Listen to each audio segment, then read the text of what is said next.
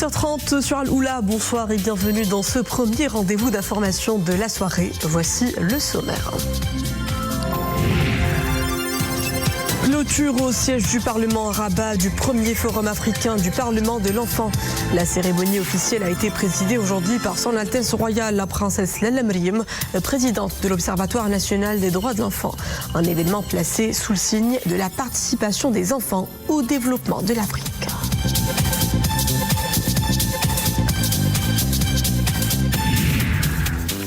Nous parlerons également en tourisme dans un décor des plus authentiques, celui de Fès, où l'histoire se vit à chaque coin de rue. Artisanat, gastronomie et savoir-faire ancestraux, un patrimoine vivant qui charme et fascine. Cap sur la ville et ses hôtels qui ne désemplissent plus. Les nuits enregistrent un rebond de 13%.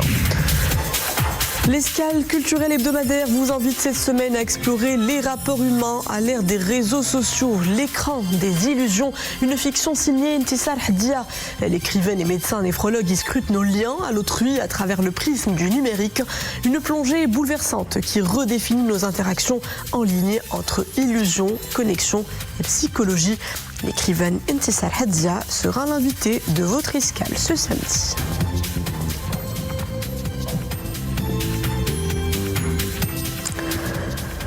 Bonsoir, du football pour entamer ce journal et cette victoire au sommet pour l'Aïs Phare féminine hissée hier soir au toit de l'Afrique. Les militaires ont été sacrés à Ismaïlia en Égypte, championne de la Ligue féminine de la CAF 2025 pour la deuxième fois de leur histoire à la faveur de leur victoire face au club ivoirien ASEC Mimosa sur le score de 2-1. Suite à leur consécration, Sa Majesté le roi Mohamed VI a adressé un message de félicitations aux membres du club de l'Aïs Phare de football féminin. Le souverain y fait part de sa grande considération et fierté suite à ce sacre continental, le deuxième du genre pour l'équipe féminine de l'Aïs Phare, qui vient s'ajouter au palmarès des exploits honorables du football marocain à l'échelle continentale et internationale.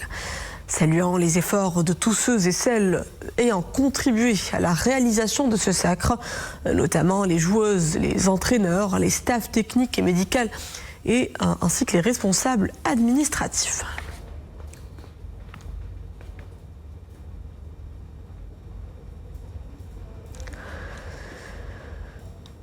Fin des travaux à Rabat du premier forum africain du Parlement de l'enfant. La cérémonie officielle de clôture a été présidée aujourd'hui par Son Altesse Royale la princesse Lalla Meriem, présidente de l'Observatoire national des droits de l'enfant.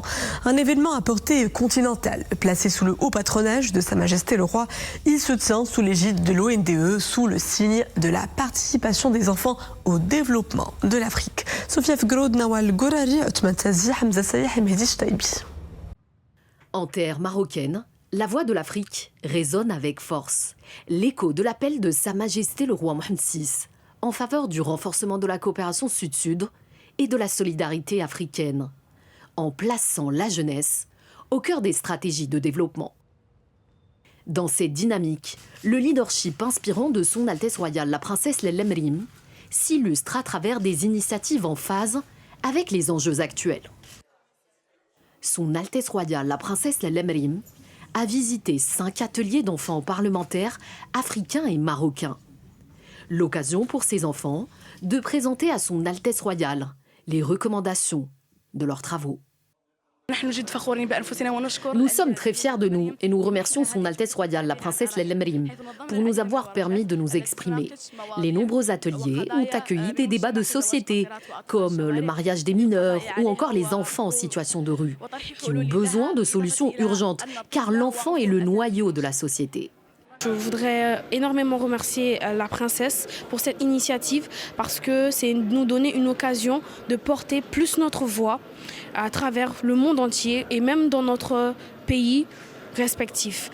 Pour les recommandations, nous avons demandé à ce que chaque enfant dans leur pays respectif soit impliqué dans les prises de décision parce que c'est important, parce que les enfants sont l'avenir.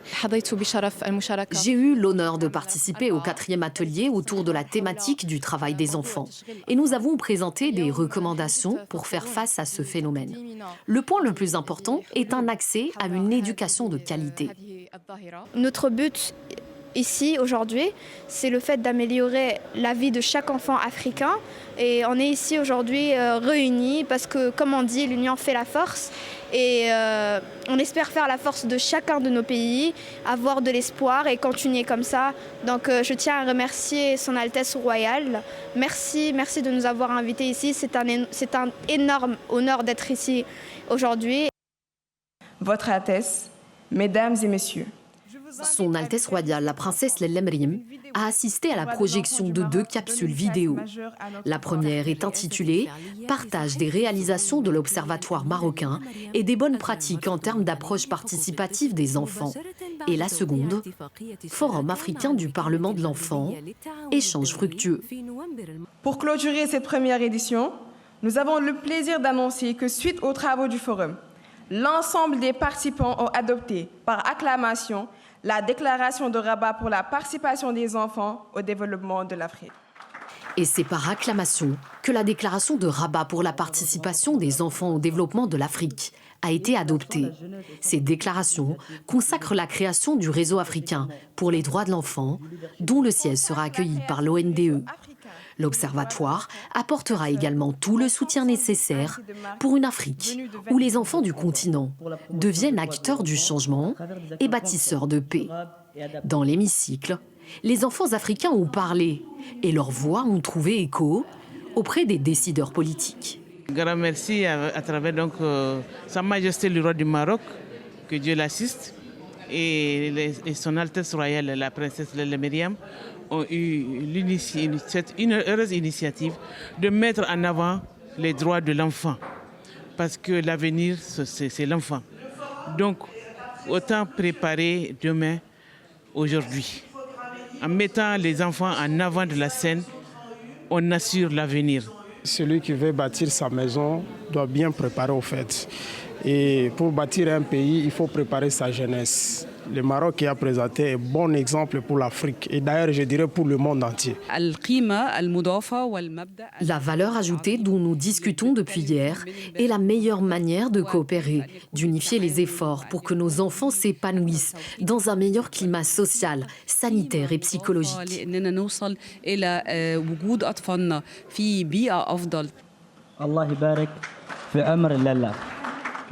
Avec une approche fondée sur l'écoute, le respect de l'intérêt supérieur de l'enfant et la consolidation d'une culture des droits, l'Observatoire national des droits de l'enfant s'affirme aujourd'hui comme un catalyseur de transformation. Le Forum africain du Parlement de l'enfant marque une étape importante dans l'engagement des pays africains à placer l'enfant au cœur de l'action publique.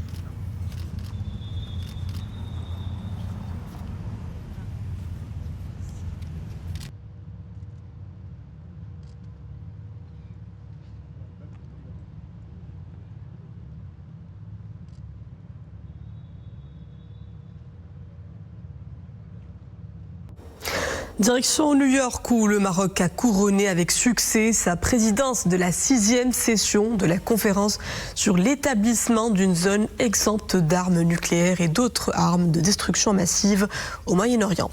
Présidence marocaine en la personne de son ambassadeur représentant permanent auprès de l'ONU, Omar Hillel. Dans une allocution de clôture, Omar Hillel s'est félicité de l'adoption par acclamation du rapport final de la conférence, soulignant que lorsque la volonté politique rencontre la vision partagée, l'impossible devient possible.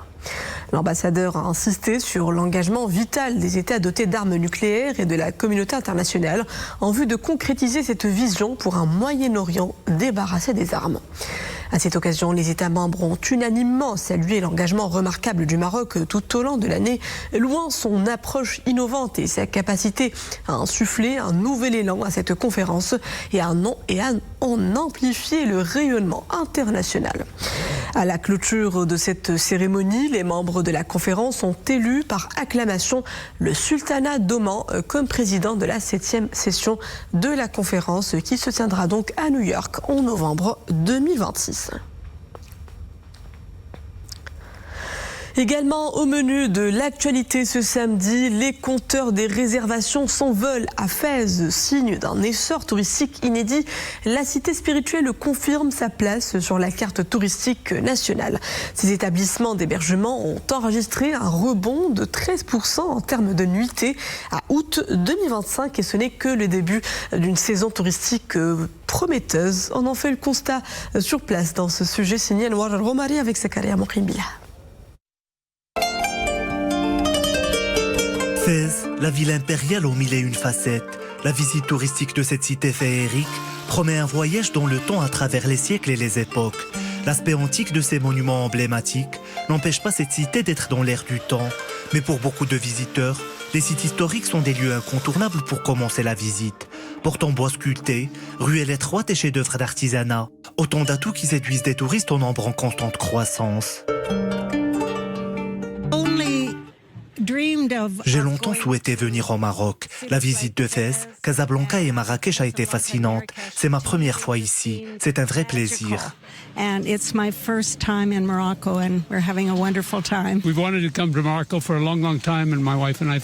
Je visite le Maroc en compagnie de ma femme. Je suis ravi d'être à Fès. C'est une ville féerique. Nous passons un excellent séjour. J'ai toujours voulu visiter le Maroc. Les rues, les couleurs, la gentillesse des gens, c'est génial.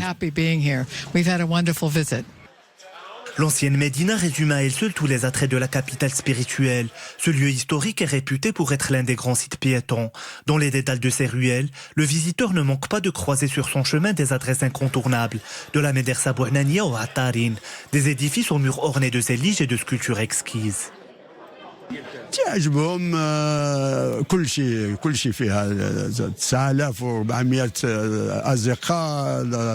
Les touristes adorent tout le circuit touristique. Les 9400 rues de Fès, les tanneries, la beauté de la ville, son cachet architectural, sa population ainsi que l'université Al-Qarawiyyin et les médersa. Le visiteur ne peut qu'être comblé.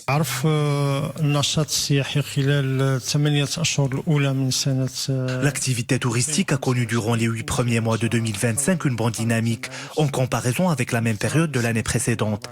La région Fès-Meknès a accueilli 549 400 visiteurs, soit une augmentation de 10%. C'est aussi l'équivalent des 1 037 000 nuitées au cours de ces 8 mois, soit une hausse de 13% par rapport à la même période de l'année précédente.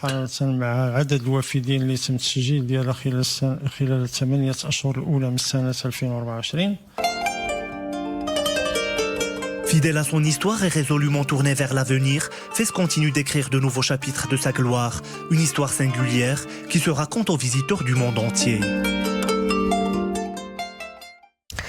Page monde et cap sur la capitale économique de l'Afrique du Sud, Johannesburg, à l'heure du G20. Le sommet des dirigeants se tient pour la première fois en terre africaine. Parmi les grandes crises internationales évoquées, l'Ukraine et le plan de paix de l'administration Trump, mais aussi le Soudan, la République démocratique du Congo et les territoires palestiniens occupés. Dans une déclaration rendue publique aujourd'hui par le gouvernement sud-africain, les dirigeants ont lancé un appel unanime à une paix juste et durable dans ces pays.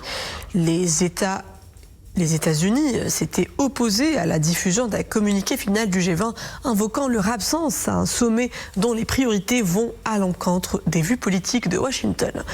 À l'issue du sommet dimanche, l'Afrique du Sud doit passer le relais de la présidence tournante du G20 aux États-Unis.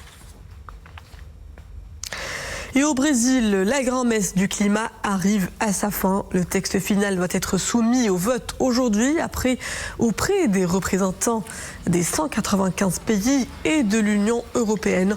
Un projet de 8 pages qui ne comporte aucune référence explicite aux combustibles fossiles. Fruit de négociations menées en marge de l'agenda officiel, le texte final doit encore être approuvé par consensus lors de la séance plénière dont le démarrage a été retardé. En Asie du Sud-Est, le réchauffement climatique déchaîne des phénomènes météorologiques extrêmes. Le Vietnam est en proie à des pluies meurtrières. Au moins 55 morts depuis dimanche et 13 portés disparus dans 6 provinces à travers le sud et le centre du pays. Malgré la décrue, plusieurs autoroutes sont impraticables et que 300 000 personnes restent privées d'électricité. Week-end neigeux en Pologne, d'importantes chutes ont paralysé une partie du pays. Environ 80 000 maisons dans la région de Podkarpatie, au sud du pays, ont été privées d'électricité. Durant 10 heures, les pompiers ont réalisé plus de 500 interventions pour éliminer les conséquences des fortes chutes de neige qu'a connues la région. Depuis le milieu de semaine, les hauteurs de neige ont atteint les 20 cm, accompagnées de grésil et de températures négatives. C'est l'heure à présent de votre escale culturelle hebdomadaire. Elle sera aujourd'hui littéraire. Nous nous intéresserons au 5e roman d'une écrivaine prolifique, la professeure en néphrologie Intisar Haddia. L'écran des illusions est le nom qu'elle a choisi pour sa fiction, une plongée dans les méandres de cette révolution relationnelle que nous proposent les réseaux sociaux. Naviguer dans les eaux troubles des relations en ligne, une réalité qu'Intisar Haddia a voulu retranscrire pour questionner nos liens et notre psychologie à l'ère du numérique. Ayoub Chlouah et Maria Ouada.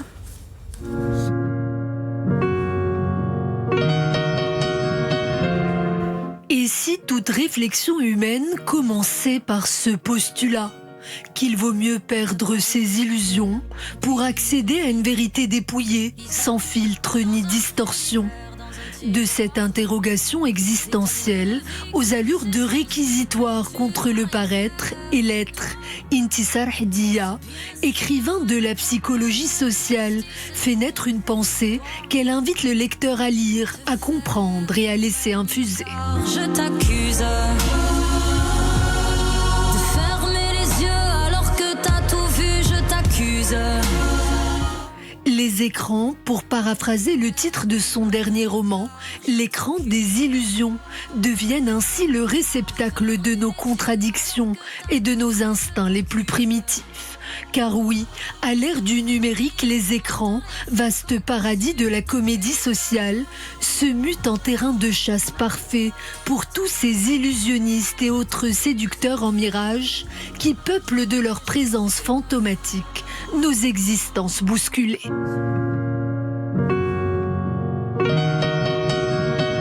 Autrice, néphrologue et professeure, Intisar raconte avec justesse et sans pathos les mécanismes de l'emprise et leur incohérence.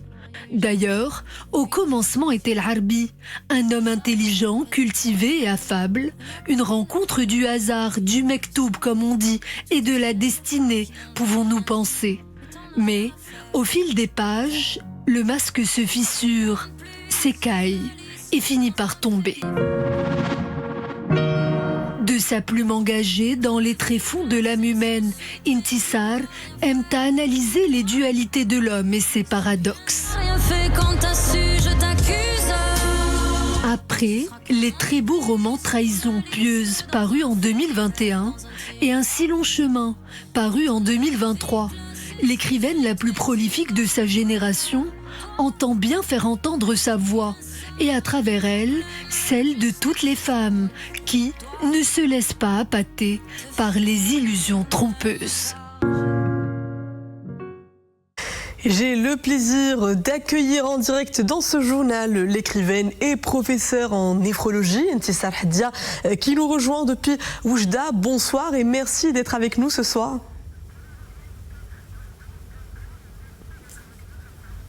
Bonsoir et merci pour l'invitation. C'est toujours un plaisir de présenter mon nouveau roman dans le journal télévisé d'Al-Oula. Le plaisir est pour nous. Alors le titre de votre roman, L'écran des illusions, est tranchant. D'emblée, on y voit une invitation à ouvrir les yeux sur le mirage des relations en ligne. Derrière ce titre, une volonté d'alerter quant à ce phénomène qui prend de l'ampleur dans nos sociétés.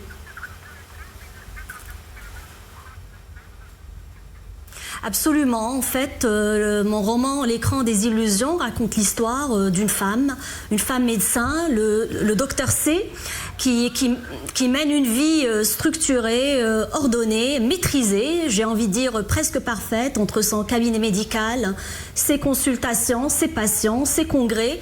Et puis, un jour, elle va recevoir un message inattendu qui apparaîtra sur son téléphone. Et là, c'est toute sa vie qui va basculer. C'est-à-dire que cette dame, à la vie ordonnée, comme j'ai dit, elle va vivre quelque chose de différent. Ce qui a commencé comme un simple échange amical, anodin, banal, va se transformer au fil des jours et des pages en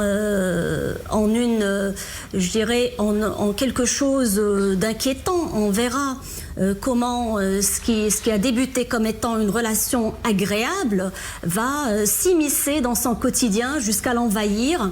Il y aura une dépendance affective qui va se produire, qui va se construire au fil des pages, jusqu'à devenir très inquiétante et avoir des conséquences très désagréables. Et puis, heureusement que cette dame va avoir des mécanismes de soutien qui l'aideront à s'en sortir, parce que j'aime toujours avoir cette thématique de la résilience que l'on retrouve en filigrane, montrer que c'est toujours possible de s'en sortir malgré les difficultés, malgré l'adversité. Alors, comme vous dites, c'est un thème un phénomène social qui prend de l'ampleur. Le titre est tranchant, certes, parce qu'il va montrer cette frontière fragile entre le réel et le virtuel, c'est-à-dire que l'écran devient miroir, refuge et piège. À travers l'écran, tout est possible. On croit interagir avec un individu, avec une personne, mais en fait, ce qu'on contemple le plus souvent, ce sont nos propres insuffisances, nos propres projections et vulnérabilités. Aussi. Justement, pour donner corps à ce roman, vous vous êtes inspiré de faits réels. Que révèle cette tendance des relations à distance via les réseaux sociaux et qui peuvent se révéler toxiques sur la fragilité de nos êtres?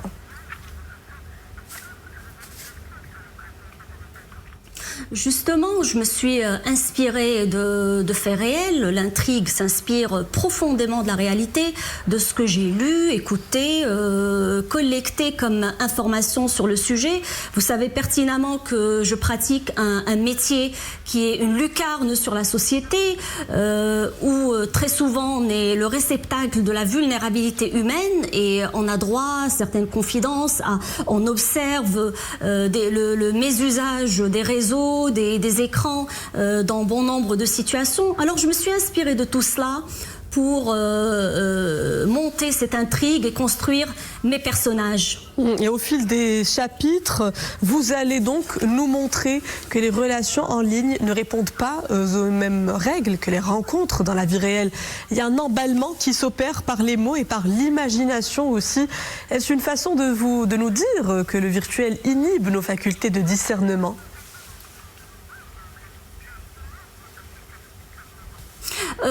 Je ne dirais pas que c'est un problème de faculté de discernement qui est compromise, mais c'est plutôt ce que ça révèle sur notre époque et sur nos sociétés contemporaines. C'est-à-dire que ce que ça révèle, c'est la solitude. C'est la solitude des personnes. On est face à des situations, on a des personnes qui sont connectées, qui sont entourées, mais qui sont profondément isolées et seules. Parce que la solitude, en fait, n'est pas seulement l'absence de personnes autour de soi, mais c'est l'absence d'une présence effective. Et donc là, c'est pas, comme j'ai dit, un problème de faculté de discernement, mais plutôt tout ce que le numérique permet comme ressource actuellement. Il va permettre à des personnes malhonnêtes de monter des masques, de monter de faux profils et d'étudier leurs cibles et de faire du mal. Et également, d'un autre côté, des personnes qui sont isolées et qui vivent dans ce type de solitude vont avoir un manque affectif et vont être des proies faciles pour ce type de prédateurs parce qu'ils sont en quête de reconnaissance, en quête d'attention, ils ont envie d'être vus, écoutés, considérés, appréciés, aimés et plus. Autre point soulevé, Intisar Haddia, par votre fiction, c'est qu'au fil des échanges visuels entre vos deux protagonistes, la présence de l'autre à l'autre coin de l'écran devient pour la femme une substance addictive. La dépendance est un poison sournois dont il faut se méfier dans ce genre de lien.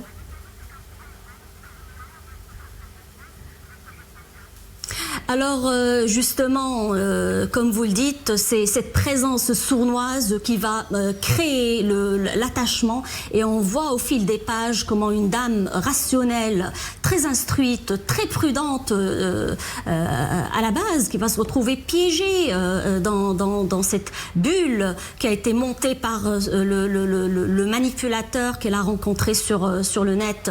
Et on voit que il s'agit de tournures de phrases, de mots qui sont bien choisis, de regards, etc., qui vont faire que une personne qui est pourtant avertie peut se retrouver piégée. Elle est dans l'attente des messages, ça lui procure une euphorie éphémère, puis c'est le manque qui s'installe, et c'est cette spirale infernale, et on l'accompagne dans cette descente aux enfers. Heureusement que par la suite, il y a des mécanismes pour s'en sortir. Dernière question, vous dites à travers l'écran que tout est biaisé, même la confiance, mais vous balayez d'un revers de main certaines exceptions. Il existe des relations tissées à travers les écrans et qui ont été couronnées de succès. Qu'en dites-vous ?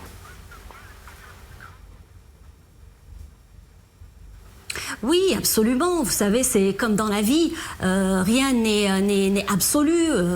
Il y a bien sûr de belles histoires, il y a des histoires qui sont réussies. D'ailleurs, ce n'est pas une mise en garde contre les dangers du numérique dans l'absolu. On dit qu'il est possible qu'il y ait des dérives, donc il faut être prudent.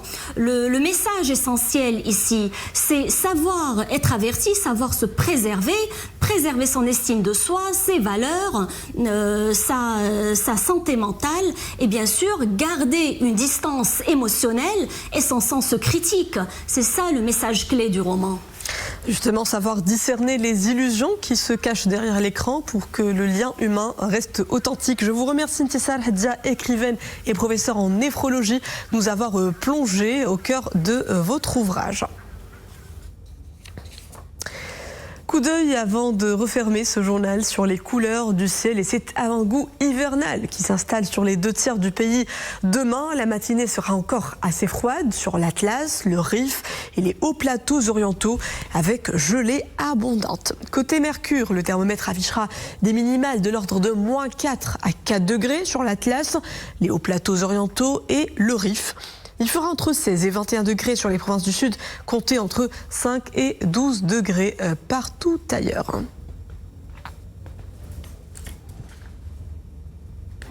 Et voilà pour ce bulletin météo qui signe donc la fin de ce journal. Merci à vous de l'avoir suivi.